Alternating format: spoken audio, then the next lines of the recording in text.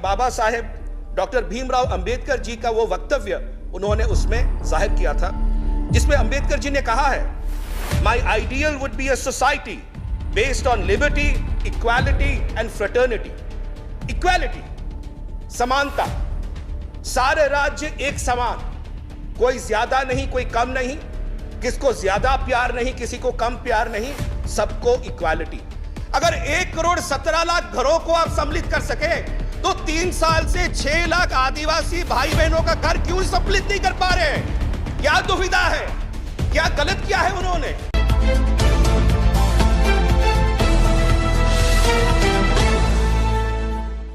जो संघीय व्यवस्था का चर्चा हम करते हैं, वो संघीय व्यवस्था का चर्चा जो है कहीं ना कहीं आज घटता हुआ दिख रहा है। ये मैं क्यों कहता हूं?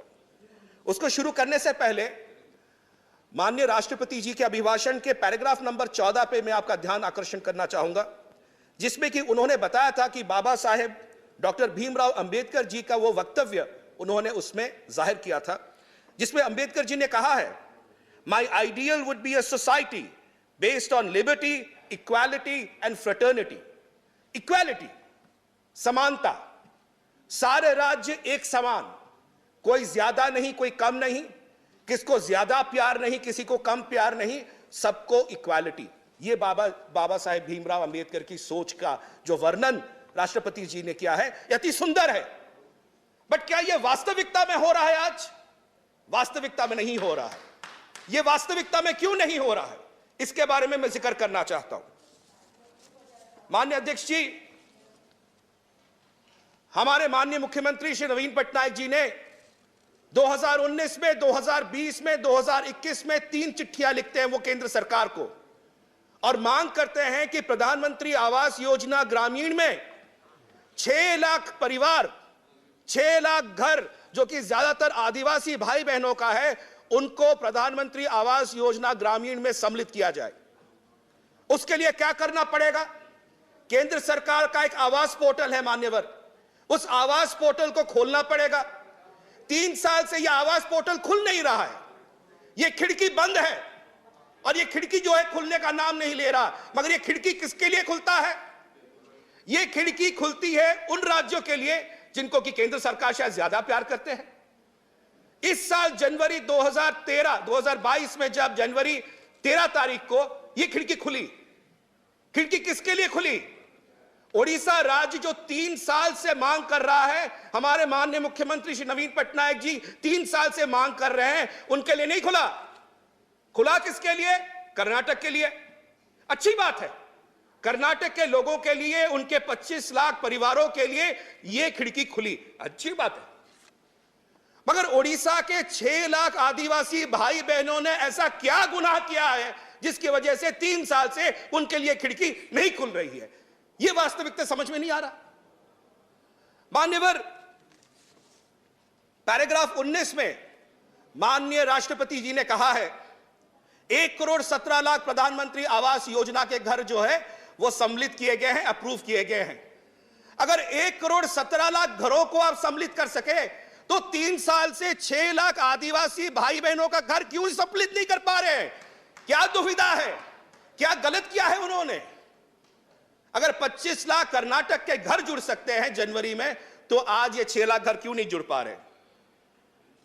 मान्यवर, पैराग्राफ 5 क्यों मैं आता हूं, यह तो एक विषय है और यह मांग भी हमने 0 आवर में रखा था कि प्रधानमंत्री आवास योजना का ये जो आवास पोर्टल खोला जाए ताकि 6 लाख परिवार जो है, जो आदिवासी परिवार है उड़ीसा के, वो इससे बेनिफिटेड हो सके।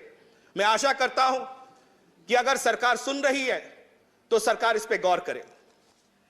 पैराग्राफ 5 में मैं आपका ध्यान केंद्रित करना चाहता हूं। पैराग्राफ 5 में कहा क्या गया है? सबका साथ, सबका विकास, सबका विश्वास, सबका प्रयास। मुझे लगता है कहीं ना कहीं संघीय व्यवस्था में आज सबका साथ नहीं सोचा जा रहा, कुछ राज्यों का साथ सोचा जा रहा है। सबका विकास नहीं सोचा जा रहा। कर्नाटक का विकास सोचिए, अच्छी बात है, उड़ीसा का भी विकास सोच लीजिए, कुछ गलत नहीं है। सबका विश्वास, सबका विश्वास भी लीजिए, कुछ राज्यों का विश्वास क्यों ले रहे हैं? हमारा भी विश्वास लीजिए साथ में। और सबका प्रयास, आज सारे राज्य प्रयास कर रहे हैं, सारे राज्य आगे बढ़ने की कोशिश कर रहे हैं। उड़ीसा राज्य माननीय मुख्यमंत्री श्री नवीन पटनायक जी के नेतृत्व में दृढ़ता के साथ आगे बढ़ रहा है। हॉकी वर्ल्ड कप कहीं होता है तो उड़ीसा में आज होता है। जीएसटी में सबसे ज्यादा कोई देता है तो उड़ीसा देता है। 20,000 करोड़ अगर रेलवे में कोई देता है, उड़ीसा देता है। खनिज अगर आज देश को कोई देता है, उड़ीसा देता है। मगर जब तक आता है उड़ीसा की बात, आप नकार क्यों देते हैं? उड़ीसा को आपको चाहिए जीएसटी के लिए, माइंस मिनरल्स के लिए, बट उड़ीसा को जो हक है वो क्यों नहीं मिल रहा? उसके ऊपर मैं एक बिंदु बोलना चाहूंगा। पैराग्राफ 22 पे जो लिखा गया है, मैं उस पर अब आना चाहता हूं। पैराग्राफ 22 में कहा गया, मान्यवर, empowerment of farmers and rural economy. जो किसान हैं उनको सशक्त किया गया है, अच्छी बात है। और सरकार ने रिकॉर्ड प्रोडक्ट प्रोक्योरमेंट किया टू मैच रिकॉर्ड प्रोडक्शन, यह भी अच्छी बात है। रिकॉर्ड प्रोडक्शन हुआ देश में, किसानों ने किया, और रिकॉर्ड प्रोक्योरमेंट केंद्र सरकार ने किया, अच्छी बात है। 900 लाख मेट्रिक टन आपने प्रोक्योरमेंट किया, 1 करोड़ से ज्यादा किसानों को आपने फायदा दिया, यह अच्छी बात है। तो मान्यवर, अगर 900 मेट्रिक टन अगर आप ले रहे हैं, 900 लाख मेट्रिक टन अगर आप प्रोक्योरमेंट कर रहे हैं, तो उड़ीसा का 22 लाख मेट्रिक टन पारबॉइल्ड राइस आप क्यों प्रोक्योरमेंट करने से मना कर रहे हैं? 900 लाख मेट्रिक टन आप ले सकते हैं, मगर फूड कॉर्पोरेशन ऑफ इंडिया जिसकी दायित्व है, केंद्र सरकार जिसका दायित्व है, ये राज्य सरकार का दायित्व नहीं है। फूड प्रोक्योरमेंट कॉन्स्टिट्यूशनली है कि केंद्र सरकार को फूड प्रोक्योरमेंट करना पड़ेगा, राज्य सरकार सिर्फ मदद करती है। मगर केंद्र सरकार अपने हाथ पीछे खड़ी कर रही है। फूड कॉर्पोरेशन ऑफ इंडिया कहता है कि हम फूड प्रोक्योरमेंट नहीं करेंगे, आपका जो प्रोक्योरमेंट है पारबॉइल्ड राइस का, उसुना चावड़ा बोलते हैं उड़िया में हम उसको, वो उसुना चावड़ा को हम प्रोक्योरमेंट नहीं करेंगे। 52 लाख मेट्रिक टन इस बार जो है प्रोक्योरमेंट की टारगेट है, 30 लाख हमारा कंजम्पशन है, 22 लाख मेट्रिक टन अभी चावल और प्रोक्योरमेंट होना बाकी है।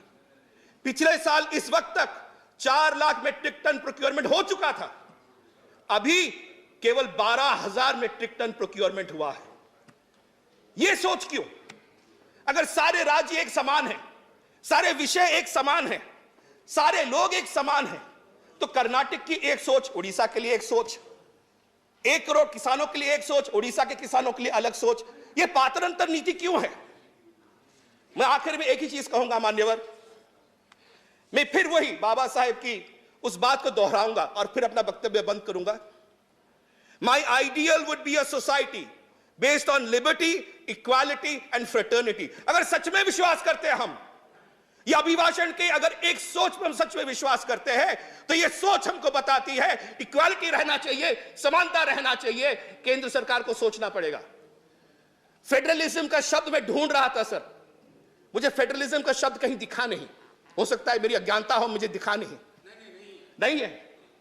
फेडरलिज्म का शब्द ही नहीं है, संघीय व्यवस्था का कोई शब्द ही नहीं है। संघीय व्यवस्था की क्या आवश्यकता नहीं है? यह संघीय व्यवस्था आउट ऑफ कॉन्टेक्स्ट हो गया, आउट ऑफ सिलेबस हो गया, या आउट ऑफ डेट हो गया।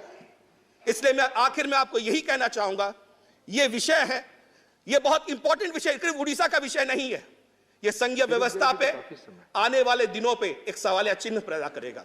मैं आशा करता हूं अगर सरकार सजाग है, सरकार सोच रही है, सुन रही है, तो इन मांगों पे काम करें। बहुत बहुत धन्यवाद आपका। धन्यवाद।